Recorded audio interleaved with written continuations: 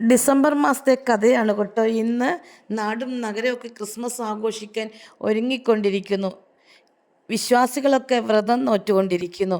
അങ്ങനെ എനിക്കും ക്രിസ്മസിന് മുന്നോടിയായി തന്നെ ക്രിസ്മസ് ഗിഫ്റ്റുകളൊക്കെ കിട്ടാൻ തുടങ്ങി. അതിൽ ഇന്ന് കാണിക്കുന്ന 2 ഗിഫ്റ്റാണ് കേട്ടോ. ഇത് ഒന്നാം തരം ഒരു സൂപ്പർ സാരിയാണ് കേട്ടോ. ഞാൻ ഈ 2 പാക്കറ്റും കൊണ്ടിരിക്കുമ്പോൾ ചേച്ചി അതാ ഓടി അടുത്ത് വന്നിരുന്നു. ഭാനുമതി ചേച്ചിക്ക് ഇവിടുത്തെ ഓരോ നിമിഷങ്ങളും സ്പന്ദനങ്ങളും ഹൃദയം തൊട്ടറിയുന്നതാണ്. ഏകദേശം 10 വർഷത്തിലധികമായി എൻ്റെ കൂടെ കൂടിയിട്ട്.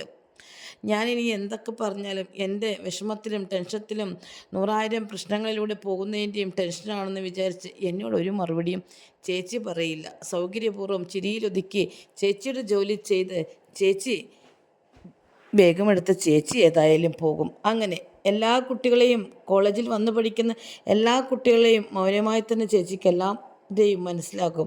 അങ്ങനെ ഈ ഗിഫ്റ്റ് കിട്ടിയപ്പോൾ അത് കുട്ടികളതാണെന്ന് അറിയുന്നത് കൊണ്ടാണ് അടുത്ത് വന്നിരുന്ന് കുശലം ചോദിക്കുന്നത്. ഞാൻ ഈ കാണിക്കുന്ന ചുരിദാർ എനിക്ക് തന്നത് ജിതിനെയാണ് കേട്ടോ. ജിതിന പടന്ന കടപ്പുറത്തുനിന്ന് 2020 എൻ്റെ കോളേജിൽ വന്ന് ജനറൽ നേഴ്സിംഗ് പഠിച്ച് പാസ് ഔട്ടായി. യാതൊരു ബുദ്ധിമുട്ടുമില്ലാതെ ഞാൻ തന്നെ ട്രെയിനിങ്ങും കൊടുത്തു. ഞാൻ തന്നെ അവൾക്ക് തികച്ചും സൗജന്യമായി ജോലിയും കൊടുത്തു. ഞാൻ കൊടുത്ത ജോലി കാസർഗോഡുള്ള വിൻഡച്ച് ഹോസ്പിറ്റലാണ്. അത് ഇന്ന് അവൾ മനോഹരമായി ചെയ്യുകയാണ്. അങ്ങനെ സാരി ഗിഫ്റ്റുമായി എനിക്ക് വന്നിരിക്കുന്ന അശ്വിനിയാണ് കേട്ടോ.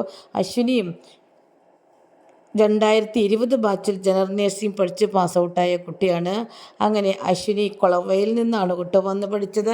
അശ്വിനിയും വിൻഡച്ച് ഹോസ്പിറ്റലിലെ സ്റ്റാഫ് നേഴ്സാണ്. 2 പേരും ജനറൽ നേഴ്സിംഗ് പഠിച്ചു കഴിഞ്ഞ് ജോലി ചെയ്യുന്ന കുട്ടികളാണ്. ഇതൊക്കെ ഞാൻ ഇനി കാണിക്കുമ്പോൾ വാങ്ങിച്ചെടുത്താൽ മതി, തിരിച്ചു കൊടുക്കണ്ട എന്ന് കമൻ്റൊന്നും വേണ്ട കേട്ടോ. കുട്ടികൾക്ക് മാതാപിതാക്കളെ പോലെ തന്നെയാണ് ഗുരുജനങ്ങളും. നല്ല കാര്യങ്ങളൊക്കെ ചെയ്തു പോകുന്ന ആരെയും ആർക്കും സ്നേഹിക്കാം. പിന്നെ അതിനൊക്കെ പുറമെ ഇതാണ് കേട്ടോ ജിതിന എൻ്റെ കൂടെ നിൽക്കുന്ന. പിന്നെ കുട്ടികളൊക്കെ ഇങ്ങനെ വന്ന് നിൽക്കുമ്പം എന്തൊരു സന്തോഷമാണെന്നോ. അതൊക്കെ അനുഭവിച്ചറിയുന്നവർക്കേ മനസ്സിലാവുകയുള്ളൂ. വലിയ സന്തോഷം തന്നെയാണ്. ഇതാണ് കേട്ടോ അശ്വിനി. അങ്ങനെ അടുത്തൊരു വീഡിയോയുമായി വരുന്നതുവരെ ബായ്.